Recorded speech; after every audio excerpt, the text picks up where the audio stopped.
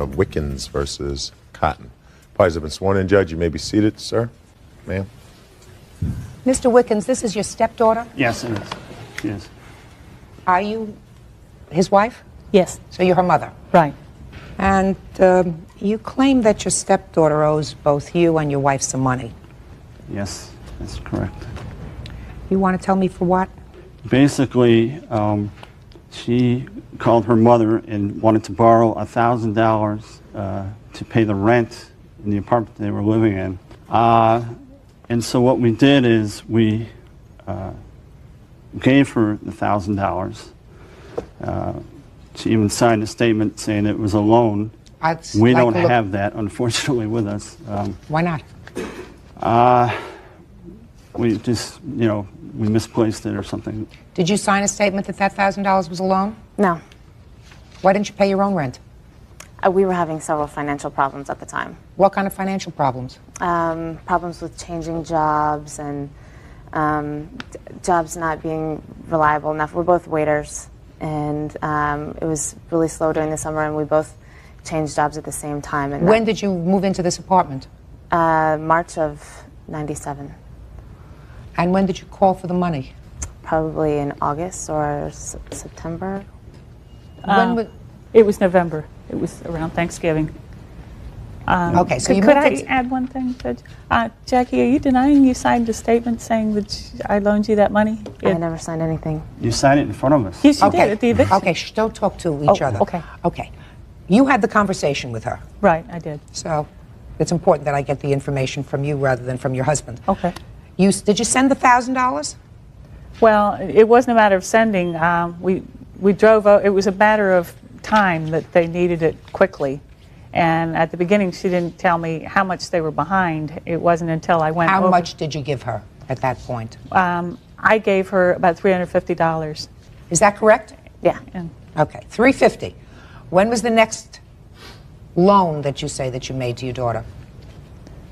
Well, the first loan was around Thanksgiving time. And how much was that? That was about $300. $300. Was that a gift or was that a loan? That was a loan. Did you tell her that she had to repay that? Yes, I did. No, she didn't. I made it clear. What was that for? That was for, she said they were having trouble with money for food. We couldn't buy groceries. We couldn't pay the rent. The gas was about to get turned off. How old are you? 20. Step up here. How old are you? 32. Did you pay your own bills? It's true, like she said, but we started a home business also. We were doing a lot of things with that, and we both took time off from our current jobs, and we were working, and we were establishing a new business, and it just took a lot of our resources into that. And that's one of the reasons that prompted her to, speak to them. It seems to me if you're starting a home business, one of you stays employed rather than at your ages asking for money. Do you work? Yes. Do you work? Yes. You don't take some time off to do something like write a book. Because I have to pay my bill. Why? Because you have to pay your bills. Okay, $300, and then there was another $350. Is that what you said? Another $350, right. Okay. What's next? Next was when she asked for the money for the eviction, she claimed they were $3,000 behind, and she needed $1,000 from us, and her boyfriend would come up with the other $1,000, and my stepson, the other, who I found out later had co-signed the loan on this expensive apartment they got. And so I had given $350 in cash, and my husband was going to give around $700 or a little less to comprise the other part of the $1,000, so they wouldn't be evicted and thrown out. Did you give the other money? Yes, I did. So how much did you give her? It was, $350. Well, I tried to give her a check. I ended up giving her a money order for $650. Is that correct? Yes. What's next? Well, then, the phone bills. We normally get $40, $50 phone bills. I came home one day and there was a phone bill for $445. What happened was, you want to explain? Yeah, I can explain. Well, she had to make a phone call to her stepbrother in Colorado who was wiring the other $1,000, and because that was late in coming, I don't know how she'd been making the phone calls to him prior to this, but their phone had been turned off. Before that at all. So I got out my phone card, right while she was standing at the phone booth so she could call him, since she was relying on this other part of the money for the $3,000. So you gave her your phone card number. Right, which she then must have memorized or whatever. I said you could use it for a couple of calls to your brother in Colorado until this But we eviction talked thing about had it straightened. afterwards, and I said I need to find a job, and I said I need to use the phone card because I didn't have a Talk to phone me. at that point. Talk to me. I didn't have a phone at that point, and we discussed me being able to use the phone card, and because I didn't have a job, I needed to find a job, and I needed to call my brother to make sure the money was wired to the right place. Well, just But a I second. only- Hold on. Okay. Were you looking for a job locally, or were you looking for a job in I was Argentina? looking for a job I was looking for a job locally. Well, if you're looking for a job locally, how do you get $400 worth of I calls? have no idea. You have the bills? Yes, I do. Can I There's take a 50 look at pages it, worth please? Sure. of phone One's calls for on one. $261 and the other's for $445. Okay. There was like 45 pages of calls on one bill. I mean, it was incredible.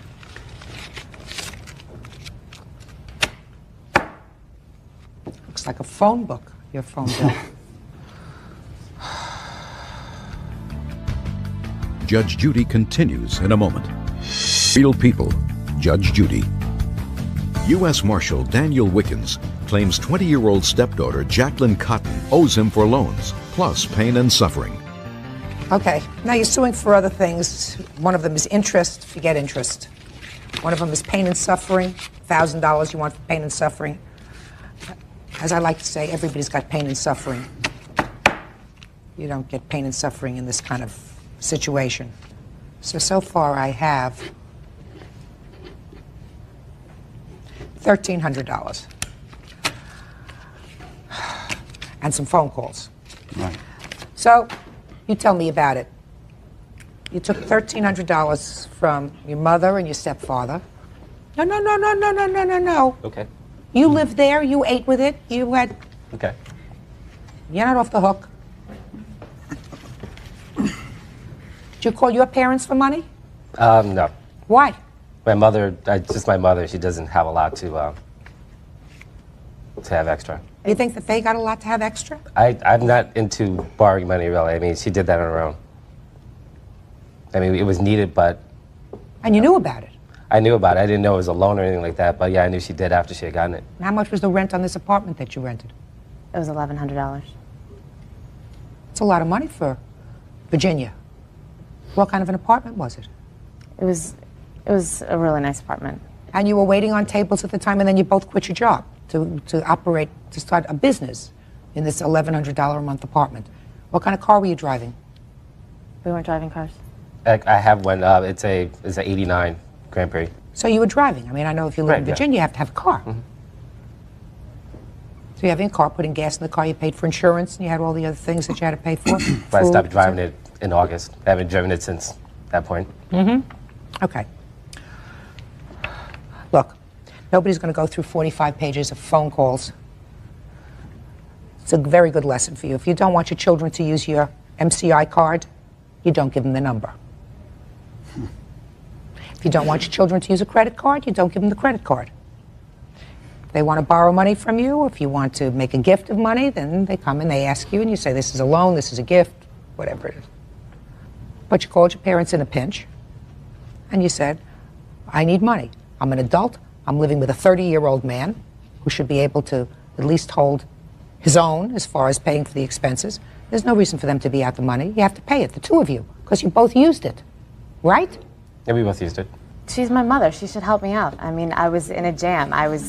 She's supposed to be there for me. Oh, I don't even want to get into that. Don't go there, Judy. That's all. $1,300 for the plaintiff. Parties are excused. You may step out. I'll just wait to the back, please. I kind of wanted to teach her a lesson. I'm just glad it's all over with. Yeah, it is. And now the next case. Parties on Shepard versus Stevens. Step forward, please. 25-year-old law school student Teresa Shepard is suing her former boyfriend, 30-year-old musician Maurice Stevens, for a $1,000 loan. He says the money was for a song.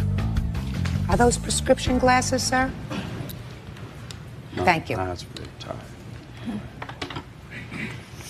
Miss Shepard, you say that you loaned the defendant $1,000 to have his car fixed. Correct. You acknowledge she gave you the money, sir? Yes, you gave me one. Why did you give him $1,000? Well, Mrs. Stevens stated that he needed A $1,000 loan becomes a courtroom showdown. She says he promised repayment while he admits taking the money. In a civil debt case, proof of the agreement is crucial. Who do you believe? money to help assist him get his vehicle out the shop. To help what? To get his vehicle out the shop. And he said he only had $4,000 and that he needed an extra $1,000, and I agreed. We made a verbal agreement. Had you been friends? Had you We dated? were friends.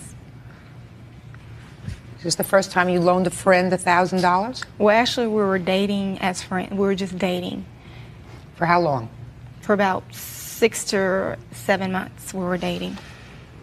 Did he say he would pay you back? Yes. Mr. Stevens stated that he would pay me back on or before December the 1st of 1996.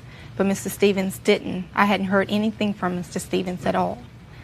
Did you call him and ask him for the money? Yes. Mr. Stevens was totally avoiding my calls. Every time I call, he never answered my calls at all. Judge Judy continues in a moment. Shepard claims ex-boyfriend Maurice Stevens owes her for a loan. So she gave you $1,000. Yes, Your Honor. Why did you take $1,000 from her? Well, first off, I didn't want to take $1,000 from her, and I didn't ask her for the money. It didn't happen like that. Well, tell me how it happened. Okay. When I met Teresa, you had your chance. When I met Teresa, like she said, we were friends and whatnot, but she was pursuing me, per se. Okay, she was pursuing me, coming, I guess. I mean, she's a beautiful woman. I don't know why.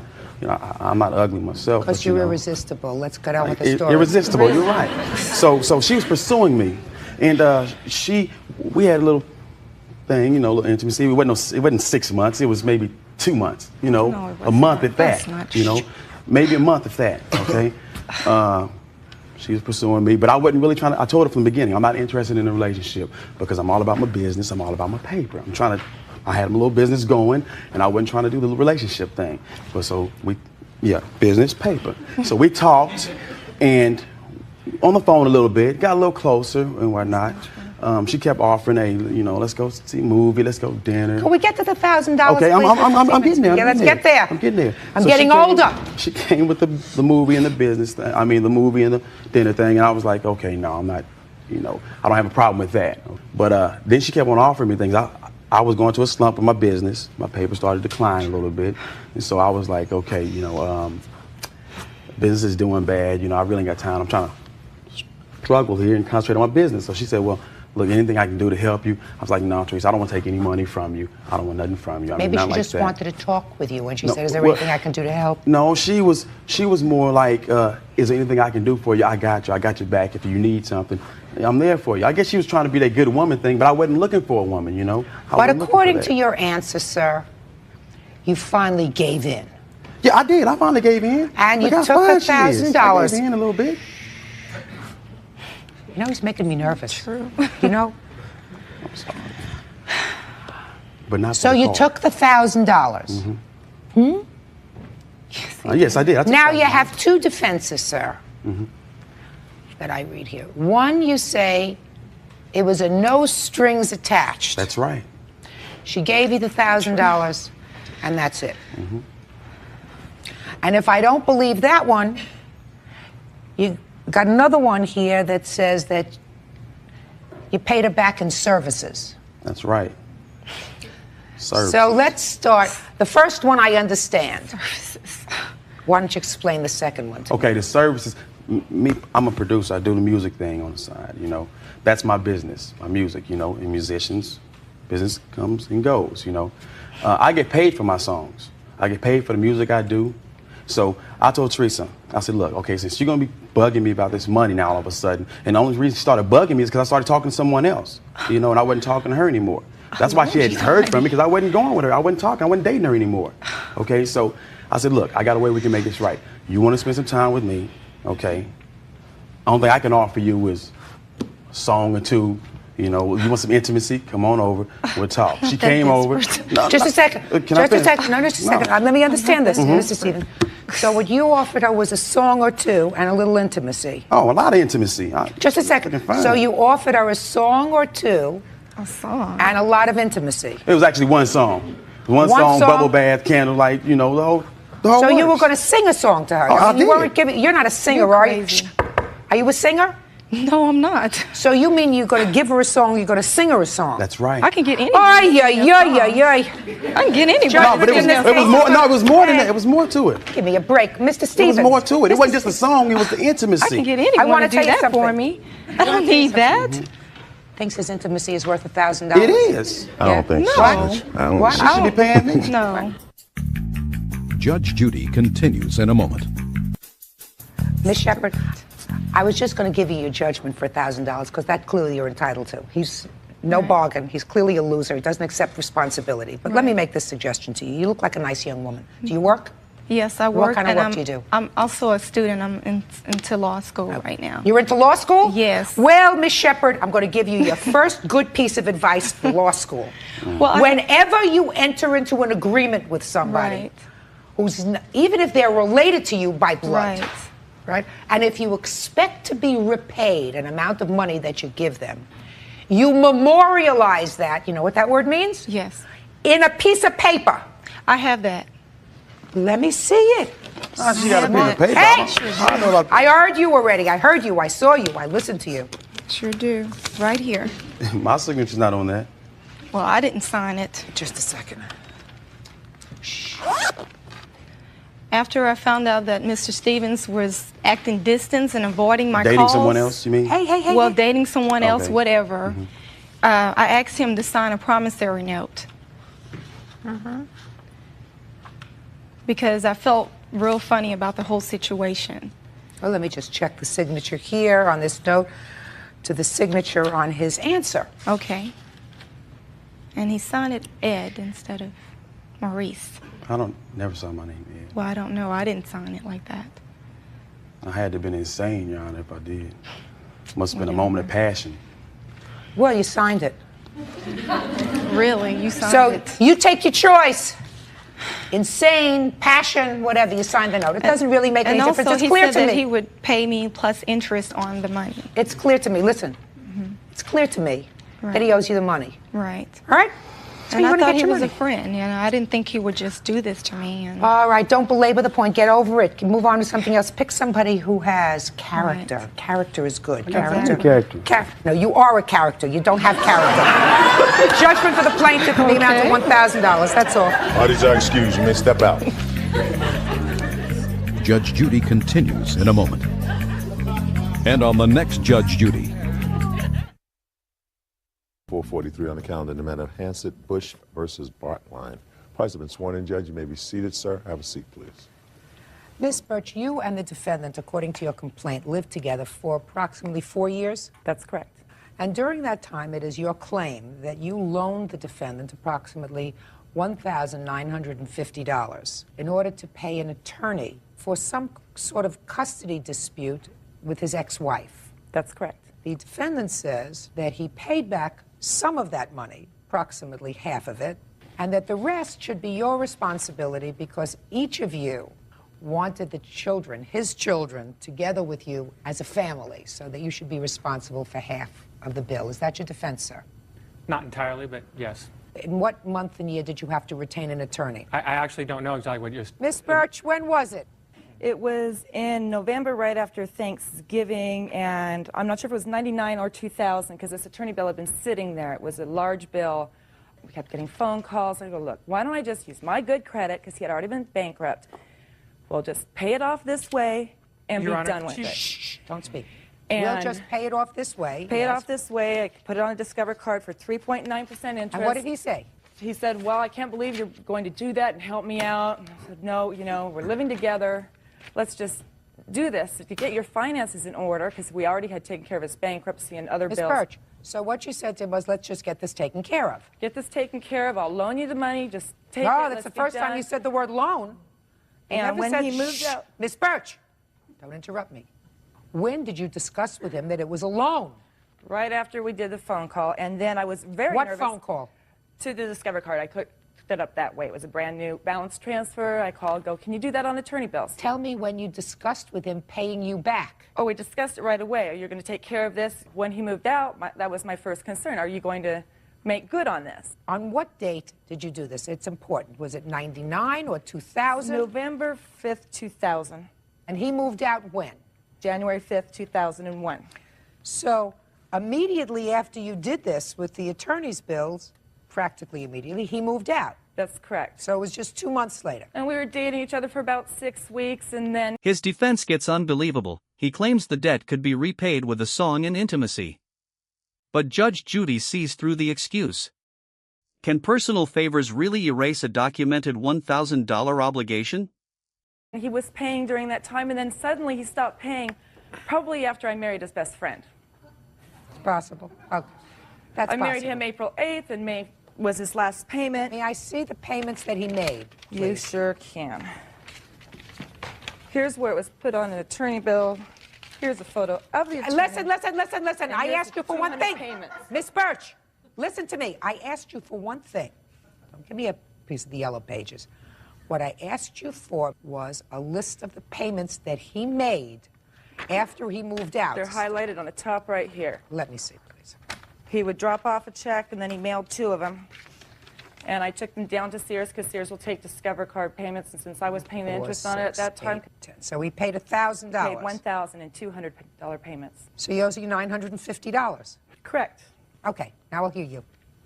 I dispute her statement that she says that her and I discussed it, and then she took action putting this on her card. I came home from work one day, and she had put it on her card. Okay? You and were I the did graduate make Listen, Ms. Birch, do not speak. You had your turn. If I want an answer, I'll come back to you. Do you understand? Correct, I do. Good. I did make payments. There's also a phone bill for $3.09, and I wanted to make good on that. I don't dispute Good. that. I wasn't even paying attention to that. But that's nice. The attorney fees were directly associated with Ms. Birch. She's alleged to have been abusive to my children. And Were they living with the two of you at the time or just visiting? yes, they were shared custody, is what it was. Was your former wife happy about that? No, So she made an allegation that Ms. Birch was abusing your children. not necessarily an unsubstantiated allegation, but an allegation, yes. Did she lose the case? Yes, she did. Who has But she custody? lost it on Shh. Who has custody of your children? shared custody. So She you has still primary. have. So she has primary custody of the children. Was that the way it always was? She had primary and you had shared, so that the status quo remained. Yes. And she tried to have that amended in some way. She tried to remove the children away from Beverly's residence on the allegation of abuse. When was that, sir? When was that I have initiated? This was When this was it initiated? shortly after Thanksgiving Of what year? 2000 of 99. So it was a long time before you finally separated. Yes, considerably a long time. And the matter had been ultimately resolved, of course, long before you separated. Yes. All I want you to do is talk to me about the discussion that you had, sir, with regard to the attorney bill. Directly after I came home, she told me she put it on her Discover bill. We had discussed it before. I didn't say, yeah, do that, or we didn't What had make you any kind of agreement. There's no... What had you discussed before? She discussed it as an option. She doesn't have a discussion alone. Right. She has a She discussion discussed it with you. me as an option to put it on her credit card. And what did you say? Well, then I didn't see any reason why I couldn't just continue making payments to the attorney as I was. And how much were you paying the attorney? As much as I could. Much as I could is not an answer. So you were paying him in dribs and drabs. I wasn't. I was paying him pretty quick. $4,000 is a lot of money. All right. Now, I see that you made $1,000 worth of payments, sir, that stopped in June of 2001, right? Tell me why you stopped making the payments. Well, one of the reasons why was I received a bill from Beverly. It was seeming kind of petty in some of the other small areas of dollars. And then it's like, well, why am I paying all this? If it was not for her, I probably wouldn't have even had to go to court in the first place. That's I what quit you paying. said. Just a second. That's what you said to yourself. Pretty you much, said yeah. self. I said, if it wasn't for the fact that I was living with Beverly, I wouldn't have had this problem with my ex-wife in the first place. So she should really be responsible for half the bill. That's No. what you said to yourself. No, I just want to know. That's what you just told me. I was talking to myself. I agree to that. But her actions helped initiate this case against me, therefore necessitating the need for an attorney. She would have, as a matter of court record, that children were removed from her house as a result of abuse. Mr. Bartline, You know, if I had my children in somebody else's house and I believed that that other person abused them, I would take my children and flee. Your argument suggests to me, and the timing of this suggests to me, that there was an allegation by your ex-wife that you could not believe was true because you continued to live with the plaintiff, continued to live with her, with your children ultimately coming back to visit with you. How could you do that as a parent? How could you do that as a responsible parent? I did not I'm speaking, Mr. Bartline. If you actually believed that the plaintiff... The inheritance fight gets heated as siblings challenge their brother's claim to their mother's home. Property disputes turn on deeds, wills, and evidence, not just family accusations. Who has the stronger case? ...did anything to harm your children? Think very carefully about how you answer that, Mr. Bartline. Beverly Hansett Birch says ex-fiancé Bruce Bartline owes for an unpaid loan for attorney's fees. Bruce says Beverly is partly responsible for that bill. Go ahead. I did not make the allocation of abuse. I understand that. You're not following what I'm saying, sir. What you suggested to me is it's her fault that you had to deal with this attorney anyway, because your suggestion is that she was, in fact, abusing your children in some way. And if a parent permits that to continue, they shouldn't have any sort of visitation with their children, past, present, or future. So this fantasy in your mind that she did, in fact, abuse your children, which resulted in all of your fears and woes and all of your attorney's bills, is a crock of crap. Because if it wasn't, then you're a bad father. You don't want me to think you're a bad father, do you? Your Honor, I'm not a bad father. Good. And Judgment no, for the plaintiff in the amount of $950. Pay her the rest of the money you owe her. That's all. Thank Parties you. are excused. You may step out. I didn't know when they got married or whatever. I can't believe he didn't know that I had married his best friend. I wish them the best of luck, okay? And now the next case. All parties in the matter of Anderson versus Magana, step forward, please. 48-year-old salesperson Amy Anderson is suing her brother, 48-year-old postal worker Lee Magana, for the return of their late mother's belongings. Mrs. Anderson, the defendant is your brother. Yes, ma'am. And according to your complaint, the defendant either stole, destroyed, gave away property that belonged to your mother. Correct. That was supposed to be shared with all the siblings after she passed away. So you're suing him. Yes. You lived with your mother for about 20 years. Correct. How old was she when she passed away? 75. Had she been in good health? Up until the last 3 years when she was diagnosed with cancer. How many siblings do you have, sir? 7, 8, counting me. And was your mother at home during the last 3 years of her illness? Yes, she was. Who took care of her? I did. Me and my nephew, Lee Michael. And what about the plaintiff? How often did she come and take care of your mother? They would visit. They didn't take care How of her. often? She probably came about once, maybe twice a week. Twice a month, because I live in Camarillo, and it was. And how far a trip is it?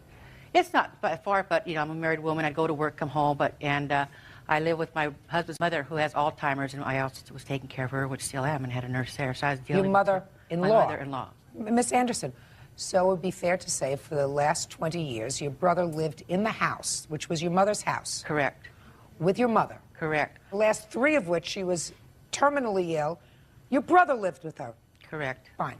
And when she passed away, according to your complaint, you and your siblings decided that the house should be sold. Correct. That was against my mom's wishes. Just a second. Okay. Well, didn't you understand that this had been his home for 20 years? It was all of our homes. No, it wasn't. You just told me you live at home with your husband and his mother, who has Alzheimer's and an aide and a whole bunch of other people. It was his home. Didn't you, any of you feel badly about saying to him you have to move out of your home? May I bring my I'm not talking to you. Are you another sibling? Yes, I am. When I want you, I'll call you. Don't you feel badly about saying to your brother, you have to sell the house, we have to sell the house because you want to split the money? No, because when we went in there right after my mother died, we all sat, my brother from New York came down, and we talked, the house is going to be sold. And he says, well, I need time to grieve. I said, well, fine, that's no problem. He lived there a year. We didn't kick him out right away, a year. I didn't say kick him out right away. I was talking about kicking him out at all. No, I didn't feel bad. Well, you should have. You should have. It had been his home for 20 years. Well, and the last 3 of which, while all of you were taking care of your own lives, he was living there taking care of your mother. We were taking care of my mother. No, you weren't. You just told me you were there twice a month. What did you do for the rest of the time? When she became very ill, me and my sister went and bathed her, took her, and everything home, at home. At their home. You didn't say bring her to my home. You left her at home with your brother, who took care of her, 24/7. You may have come by occasionally to take care of her, but it was his primary responsibility. So it would seem to me that instead of selling the house that he had lived in for 20 years, you would have said, thank you very much. We were all very busy, including my brother in New York, and we couldn't take care of Mommy. You did. You want to stay in the house, stay in it for as long as you like. But instead, you decided to sell it. So you and your siblings decided to take him to court, right? Correct. And you got a forced sell order. And now what you're suing him for is because you say when you went there after the house was sold, you went in and you found a lot of things missing. He took everything in the house, gone. Everything he couldn't take, he destroyed. He destroyed my mother's whole backyard, her flower plants damaged, the stove, he did cut wires. I have pictures and everything of this. I'll take a look at the pictures. And I'll take a look at the pictures. Judge Judy delivers a brutal reality check. The siblings already received about $23,000 each from the house sale. She questions why they should receive more. Would you call this justice or family betrayal? this is this damage he did.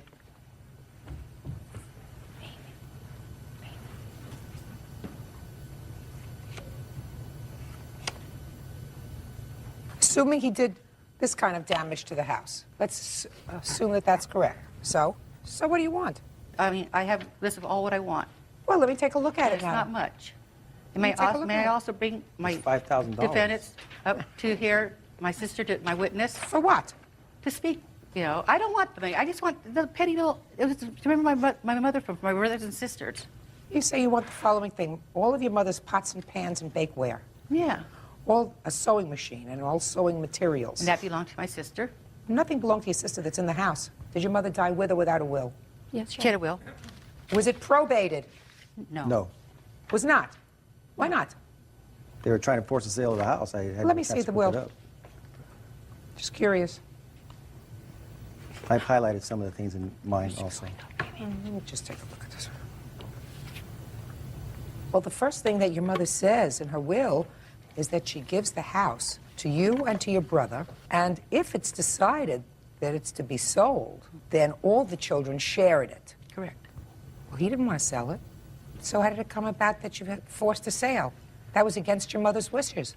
Majority vote. That was against, just a second, that was against your mother's wishes. This says that your mother wanted you and your brother to have the house only if you all decided that you didn't want the house anymore, was it to be sold. So why did you go against your mother's wishes? It also says that, I think They were on the deed, Your Honor. Can I explain how they were put on the deed? And they forced the sale on it because they were all put on the deed. Is that what happened? Yes. When were they all put on the deed? And my father passed away in 1982. After he passed away, my brother had an attorney friend, but had my mom sign a deed also, all into our children's name. We did not find out that the names were put on the deed till 1988, when my mom was in the hospital. We wanted to get a loan, and we couldn't get one. I see, because all because the this will was executed in 1988. Now I understand how they did it. I got you. May I, Your Honor, may I bring my sister up and speak with me also? Sure. My witness? Your Honor. What? My brother did not live with my mother the full 20 years. He got married, moved out of the house, and then when they decided that they couldn't pay their bills, they moved back with Mom. Lee has never paid my mom's bills. My mother paid her own. I didn't ask him about paying let bills. me tell you. I didn't ask about paying bills. But how can you... Anyway, Lee now has a relationship. During my mother's sickness, he had a relationship with his new girlfriend, and he would spend part of the time there.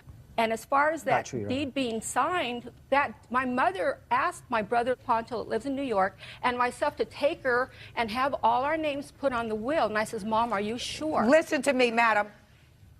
If that was done in 1982, then there was something wrong with your mother in 1988, because in 1988, she treated this property as if it was hers in her will. If you knew my mother, you'd know I don't have to know your mother. I'm My listening to brother your wrote that scenario. will. My brother Listen wrote to that me. will. If your brother wrote this will, he would have left the house to himself. Instead, he left the house to you and him, to the two of you. If you are suggesting that he wanted to have a criminal intent to try to deprive you of property, he would have deeded the house just to himself No, I after your mother understand that. died. He was. So, I baloney. understand that. Baloney. Listen, I just looked at this will. It doesn't say that you're entitled to any of these things. I think that you people behaved very badly. How much did you sell it for? $205.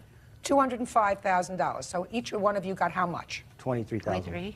So you're not talking about a change of lifestyle money. No. Well, if that's true, and if your brother wanted to live there, and he had lived there, let us say, during the past 3 years, and I don't know what kind of a good son he was or a bad son, but it would seem to me if you two ladies thought that your mother was being neglected by your brother, you would have taken your mother out of her house and brought her to your house. I never said that. Fine, so if he wasn't neglecting her, then he was taking care of her. And if he was taking care of her, all the siblings should have waited a little bit, especially since it was your mother's intention that he remain there for as long as he wanted to.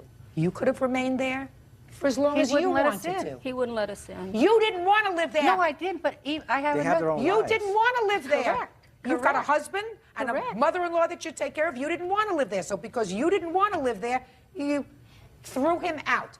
As far as I'm concerned, that was the wrong thing to do. And if you're asking me then to invoke... A $5,000 withdrawal from a joint account gets dissected. She calls it shared expenses, but the judge sees personal purchases. Access to joint money doesn't automatically prove entitlement. Was this spending justified? This court's equity power about seeing that you get some things that belong to your mother because everybody behaved right, I don't intend to do it. You sold the house, enjoy it. You got $23,000. That's all you're going to get. Goodbye. Parties are excused. You may step out. Yes, this is case number 423 on the calendar in the matter of Gilbert versus Lucido. Parties have been sworn in, Judge. You may be seated. Ma'am, have a seat, please. Mr. Gilbert, you and the defendant were engaged to be married. Yes, Your Honor. You had your own home, Yes, and Your she Honor. had her own home. Yes, Your Honor. According to what I've read in your complaint, the two of you decided that it might be a good idea to buy a home together. And prior to either of you selling your homes in order to prepare to put down a down payment on a house, you closed out your 401k. I took money out. I didn't close it out completely. I took money out of the 401k. A little over $35,000. Yes, Your Honor. And you put that money in a joint account with the defendant. Sometime later, you were away on a business trip. Your fiance got into a discussion with your former wife. They exchanged a lot of nasties. She left, and she took out about $5,000 from this joint bank account that you had set up for the house. So I have a few questions. This joint account that you set up, was the only money in that account the money that you had taken out of your 401k? The savings account was purely savings. The only transactions that happened to it was my putting the money in and her taking the money out. Is that correct? That is correct, Your Honor. And am I correct that there was a discussion between the two of you that that money was going to be used as a down payment on the house? That is Yes, not sure. correct. That is not correct. That is not correct, Your Well, Honor. tell me what you thought that that money was for. Okay, well, David and I both put it into the savings account. We opened up a new savings account, and then he had it linked to my checking account so that his name was also on my checking account, which was fine by me. I was in love. I was going to marry the man. I wanted to be able to have our money shared. I have a written and verbal contract, Your Honor, that states that our money was our monies, and I didn't just take his money and use it. Were you living together at the time? Yes. In whose house? Mine. And how did you pay joint bills? I paid them all. Out of your checking account? Correct. Did the plaintiff give you any money towards those bills? No, he did not. Is that right? Towards those bills, no, Your Honor, but I did several things around the house to fix the house up. Dinners. I don't care about that. How long had you lived together? About 2 months, I think. 2.5 months, Your Honor. Now you're going to tell me, Miss Lucido, what you took that money for. Primarily for a MasterCard payment. A MasterCard payment? Yes, I have. Let me see it, please. Okay. I put $3,500 cash toward the MasterCard payment. Let me see it. Okay.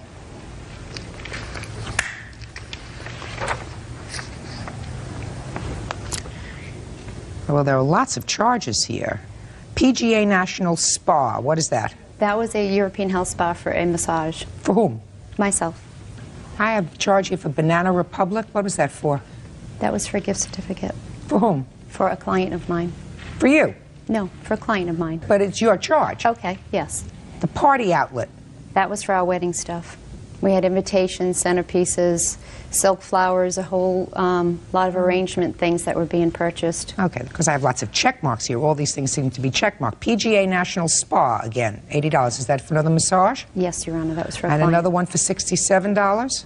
Yes, Your Honor. That's yours? Yes, Your Honor. A lot of cafes and restaurants? Correct. Food, clothing. I bought him a new wardrobe from head to toe, including jewelry. Well, why did you do that? Because I loved him. And the whole reason that this whole thing incurred was David cheated on me, and I don't want to hear about him cheating on you. Okay. You left. I you didn't separated. leave, Your Honor. His belongings were moved back to his home. Fine. Whatever happened. You separated. And I want to know what you took the money for. First, you told me it was for a MasterCard. It is. Okay?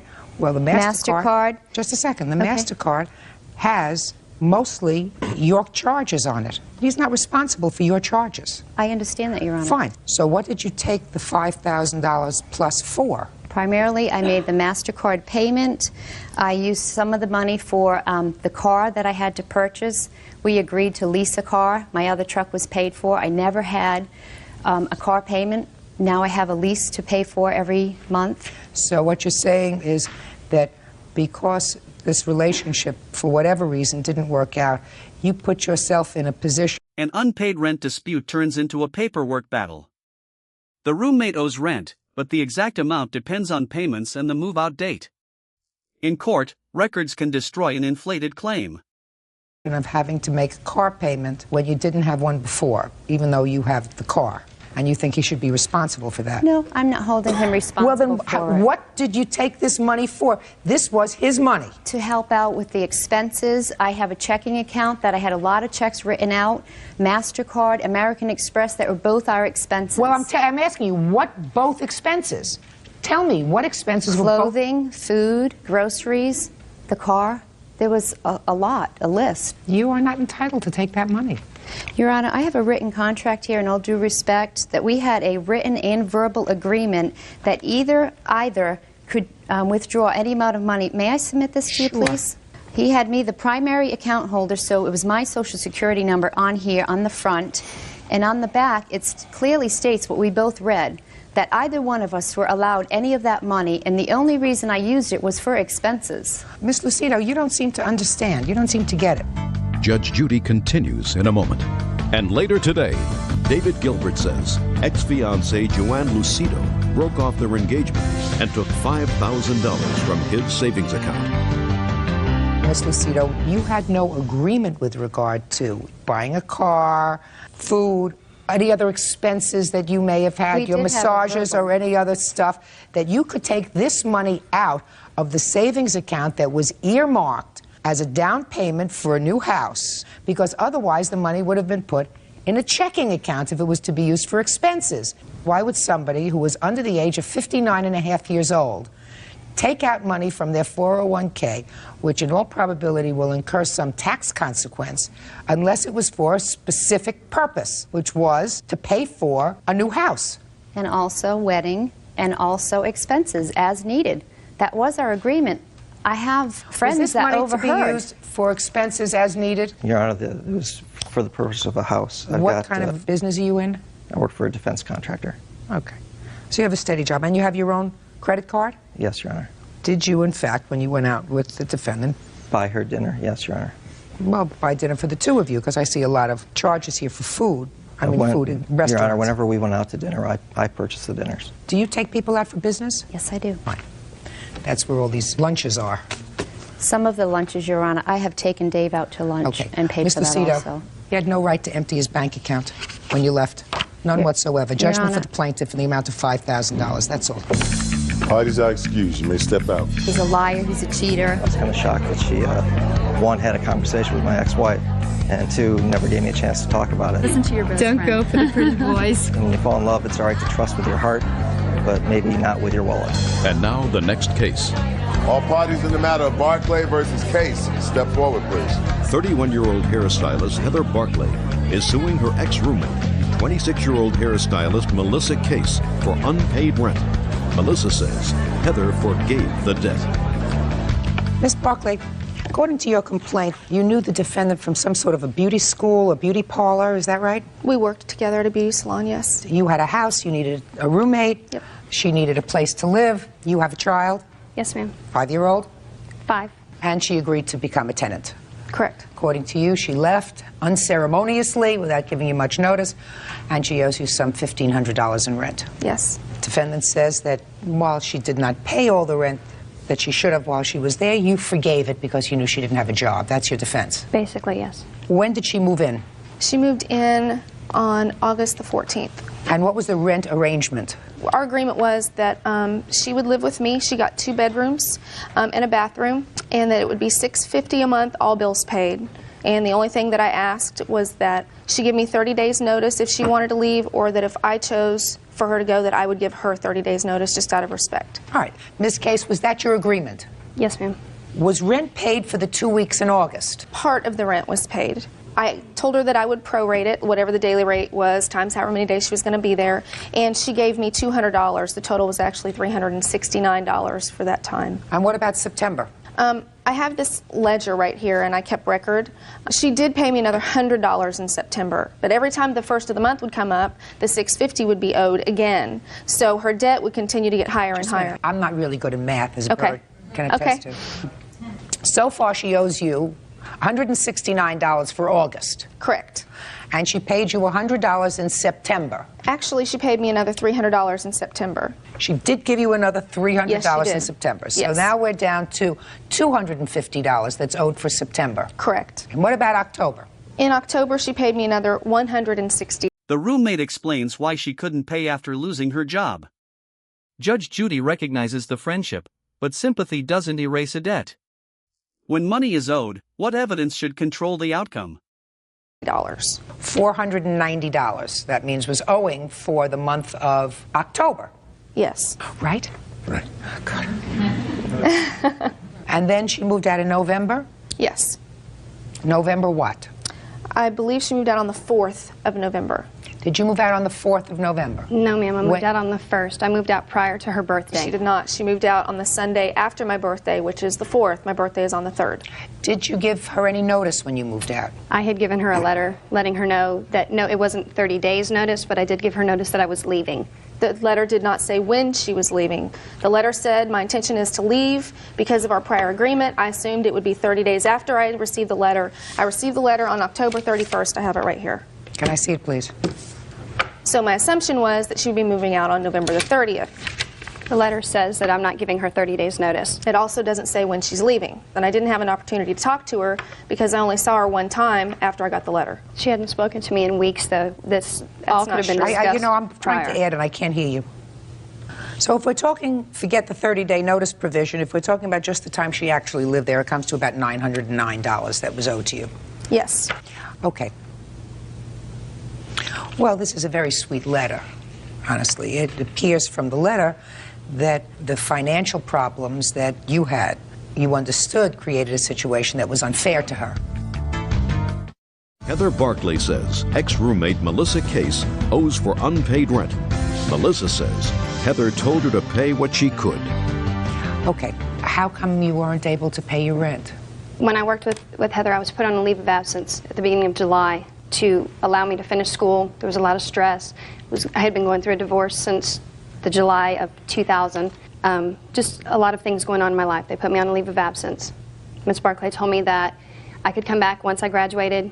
I would become a stylist, and I was under that knowledge going back to school. Came back to about a week before graduating. She told me I should contact our boss, let him know how things were going, make sure he knew I was getting ready to graduate. Had 2 conversations with him. When was this? In August, about maybe a week and a half prior to my graduating. Okay. We talked about the fact that she had let him know that she had wanted me to move in, that I was probably going to do it. He thought that that would be a good idea. She's a good person, she's a good influence, that it would be a positive thing. He said that he had some questions as to my behavior in the salon prior to that. I had hung out with some girls that partied a little bit too much, things like that. I said, okay. I graduated. I moved in with Heather on the 14th because my son started school the next day. About a week after me moving in, she told me that I should just let go of it, that I probably wouldn't have a job there. And I said, well, what do you know? Heather's one of the supervisors there. She's in on all the meetings with the owners. She knew that I wasn't going to have a job there. No, I didn't know that you didn't have a job. I can tell you by the owner's behavior and the way he was giving me the runaround. He started treating me very weird too. And I kept asking him, you know, don't worry, Missy's we were short on stylists, we needed help badly. I said, don't forget, we've got Missy coming on board. And he kept skirting the issue and acting really weird. And it started to make me very uncomfortable. And I started to get very upset with him because he also gave me the impression that she had a job there waiting. And he started acting really creepy, and it really hurt me because he made me look like a fool to her because I was her supervisor, and I was the one that had to tell her about the leave of absence because he didn't want to have to do it. So not only did he make me look bad to her, he made me look bad to everybody, and it made me very upset. And it made me believe he had no integrity. Sounds and like so a coward. I told, exactly. Did you quit? I don't work there anymore. So I did tell her. That was discussed the whole time we lived there. That had caused a lot of emotional stress between the two of us also, and that was, you know. And I told her because I cared about her. She was one of my best friends in the world, and I said, I see that you from know the what? letter. I said, you're better off not coming back to work for a man that's going to treat you this way. I said, and it makes me question my position in this company too. And I did not know, and he hurt me as badly with that decision as he did her. They're such cowards, aren't they? Exactly. So I had no prior knowledge. I wanted her to live with me. It was going to be a great situation, and it went bad fast. And I tried to be patient with her. I talked to her. We never fought. There was never ugliness in her house. I loved her son. Everything was great. That's why it hurt me so badly that she left the way that she did. Because I'd always offered a safe place for her to talk to me about what was going on in her life. I'd been incredibly patient about the fact that she wasn't paying me. She knew that I am not independently wealthy. I need a roommate to survive. Had you had one immediately before? I had one, a guy that was in college that lived with me, and he graduated from college and left in May. Missy and I started talking about at work her possibly moving in with me. So you didn't have anyone I held the room empty for 2 months. I made a lot of... A wrecked rental car launches the final showdown.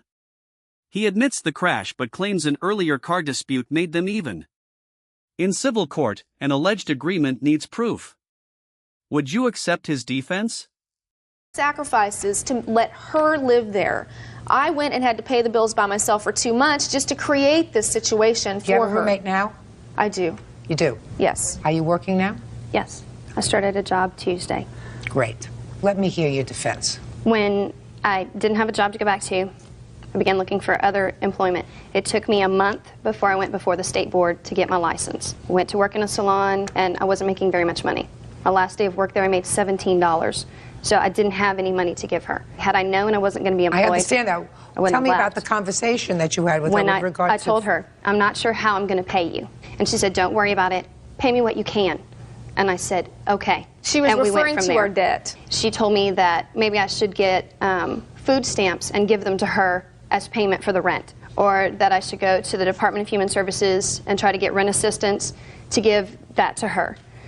Did I say that, or did you say that? Just a second. Don't talk to her. Okay.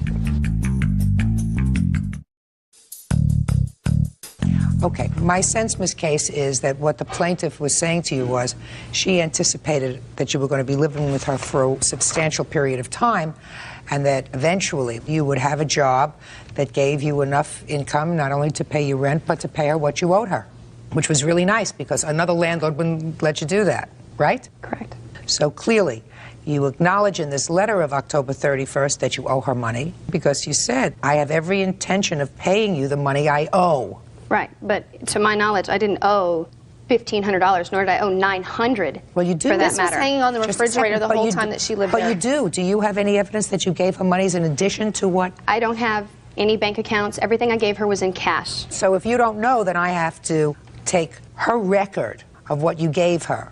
And if you weren't working for a substantial period of time, it's very likely that you didn't give her more money. You owe her $909. And Ms. Barkley, with regard to the 30-day notice, yes. I've read the letter, and the letter said, let me get out of here before I build up any more debts to you so that you can start looking for a new roommate. I have a sense that there was some tension based upon this letter before she moved out. She says, you know, our friendship is worth more to me than you think, is what she says in the letter. Which surprises me because I haven't heard from her since. If she was so concerned about our friendship, then why did she turn her back on me? Okay. I was trying to create a friendship still, and she wouldn't have anything to do with me. So Ms. Barkley, listen to me. Let's say she was embarrassed. I'm pretty sure that's probably what was going on. Let's say she was embarrassed. Because she knows that she ruined our friendship. And that's what happens sometimes when you're a borrower. Sometimes it's just easier to say, I'm going to turn this off so that it'll go away, which is a very sad thing because I think that you legitimately care for each other. Right. All right, so maybe you can make up and go and have a cup of coffee after today. I certainly hope so. Judgment for the plaintiff in the amount of $909. Good luck. Parties are excused. Yeah, this is case number 408 on the calendar in the matter of Moncrief versus Stamper. Parties have been sworn in, Judge. You may be seated. Folks, have seats, please. Oh, your complaint and your answer, counterclaim, gave me a headache. You two people lived together for about 2 years? About a year and a half. Year and a half. Not even a year and a half. Here we go. We lived together You lived together for a while. You have several complaints, Miss Moncrief. First, you say that he, at some point, had a rental car that belonged to you, took you to the airport. He was supposed to return the rental car. He didn't return it right away. He wrecked the rental car, and you had to pay certain monies to the rental car company. It hasn't been paid yet. It's in collection. Okay. He acknowledges he wrecked the car, right? Yes, I do.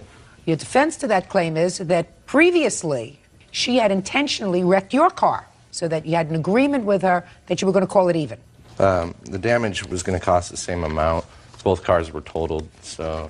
Okay, so let's start with that one complaint. It's acknowledged that you drove her to the airport in her rental car and that you totaled the rental car that she's responsible for. Yes. Now let's hear your defense to that, sir. Tell me about when she totaled your car. It was in September of 2000. Yes? And we were arguing. She got mad. Look at me. Ran outside of the house, got in her car, started to take off, followed her outside, and I did flip her off, and she stopped her car, put it in reverse, and tried to run me down, and in the process, ran into my car. That's not true. Well, tell me what happened in September 2000 with his car. We were arguing over trivial things, and I decided to leave. It was escalating. When I tried to get my things, he got physical. So I gathered up as much as possible. I went out to my car. When I went to leave, he jumped off the porch, jumped on top of my car, was kicking it and punching it and screaming, so I backed out as fast. An assault claim collides with missing medical evidence. The police report showed no visible injuries, while the plaintiff blamed stress for a miscarriage. Without proof linking damages to the assault, can she win? Fast as possible. I'm not denying that I hit his car. I did back into it. It wasn't intentional. Then I took off. He jumped in that same vehicle and drove after me. It turned into a high-speed chase. I went to her mother's house, Candace Thompson, in order to go to safety. So what you're telling me is that he jumped on your car, which caused you to pull out and hit his car. So you acknowledge that you hit his car. Did you ever discuss paying for the damage that was done to his car? What we decided was there was 2 different times that I bailed him out of jail for different things. It was $500 a piece. He paid me back for the first one. He did. Then the second one, he decided that we would just call it even because it was a few $100s damage. It was his light and the fender. He then sold that car to his friend who is now driving it. There's nothing wrong with it. It wasn't totaled. And so we agreed that we would call it even on the bond, the bail, that he wouldn't pay me back for that and I wouldn't fix his car. Where is that car now, sir? That car was sold to my friend. Did you sell the car while the two of you were together? No, we weren't together. Well, you got back together again after this incident with the car. No. Well, you had to because you drove her to the airport later, sir. We were friends. We lived in separate friends. rooms inside of my home. We lived in separate rooms. After September of 2000, did you collect any money from her for the damage to your car? No. Did you sue her? No. Good. Forget it. Let me see the estimate, what you have to give the insurance company for the car, please. It started out $8,000, and then they covered some of it. So I have pictures Just as well. tell me what you owe on the car. It's $1,166.76. Oh, okay. And is that what that says? Show Bird. Yeah, it says 1031, but then there was interest accumulation. It went to collection. Show him. Okay. Right here. 103100. It's all of Plus these. interest. Is that what it says, Bird? 103.1. Very good. Okay, so I'm that sorry you owe about her, that. Mr. Stamper. Now, you're suing him because you say he assaulted you. That's correct. When did he assault you? The initial assault was June, which I have the report, and this was from the police. What do you mean the initial assault? How many assaults are you suing him for? Well, there was another one afterwards. This was the one that happened first when we decided that one of us needed to move out. He gave me 30 days to get out, which, I mean, I guess that's kind and all. Before my 30 days was up, another assault took place, which she What are witnessed. you complaining about? Which assault are you This one, complaining right about? here. Fine, let me see it. There was no evidence. He took the whole mirror with him when he left the apartment so that I would have no evidence to show that it had taken place. Your Honor. Shh. You called the police immediately? Yes, I did. Now tell me about this assault. When did it take place? It was June 13th. Tell me what happened. We were discussing things. I had just found out that I was pregnant that day. I had gone to the doctor's office. I have, like, the prescription for prenatal vitamins that I received the next day just to prove. Anyways, I told him that I was pregnant. He didn't really believe me, didn't want to believe me. We got into an argument about it. There were other things that came up, and we didn't just argue about that. He got really upset, and he pushed me into a mirror that was leaning up against, there was a window behind it, and it was kind of slanted, leaning up against it. He pushed me into it, and it shattered. He was just pushing me around. It never came to a hit or a slap or anything like that. So what are you suing him for? Just the assault, the damages. I had a miscarriage. But what damages did you have? I had a miscarriage. Not as a result of that. Yes. It wasn't just the assault, but it was all the stress that came from then to... Stress I don't want to hear about. Stress causes miscarriages. What do you want the court to do about that, madam? You stayed with the stress. Listen to me. It's my grief. I've just looked at the domestic violence report the police took. The police came immediately after you called them. They saw absolutely no visible marks on you whatsoever. That's stated in the police report.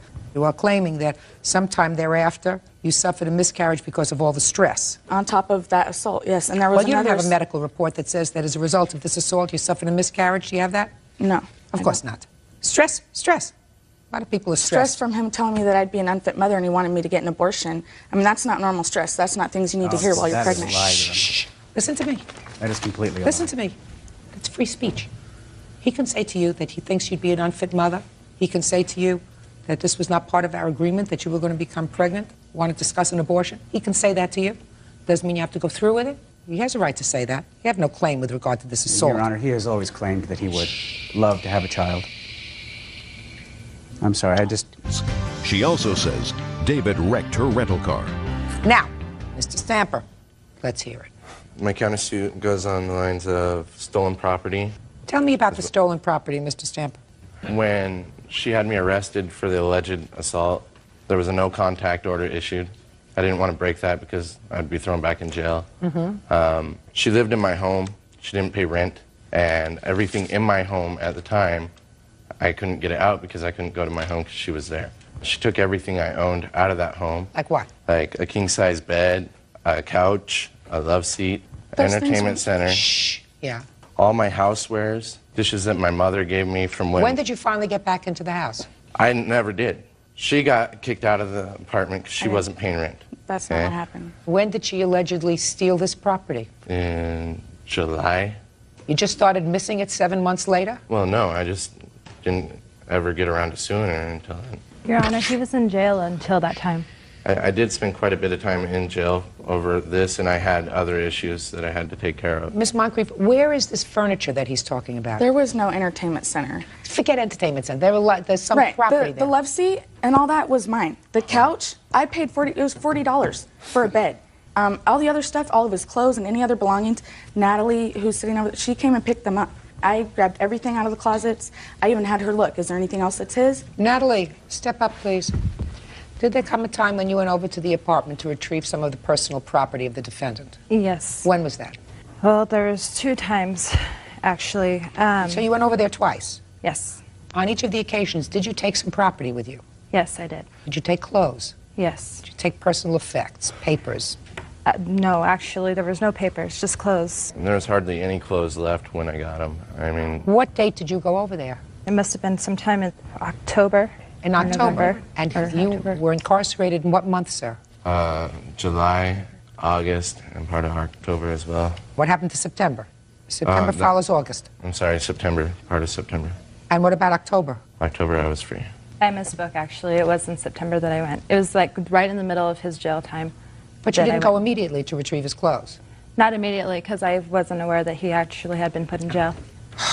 You have any of his property? No, I don't. Well, I have one thing. It's a big hammer that has a solid hickory handle or something. That's it. You want that?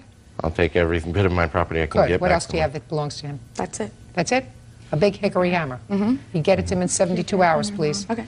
Okay. I mean, What? everything I owned was in that home. When she moved out, she took all my stuff. I You don't said have any. that you were out of jail in September. Is that right? Yes. September, October, November, December, January. It's 5 months later. Evidently, the stuff that you want was not that important to you to wait 5 months to sue for it. You got it? Yeah. Good. What comes of my car? I mean, just the parts alone, I have I don't care. an invoice here that shows that it's over $1,400 for the I don't parts care. that she wrecked on my car. I don't care, sir. Let me explain something to you. You had a fight with her. She said she jumped on the hood of her car.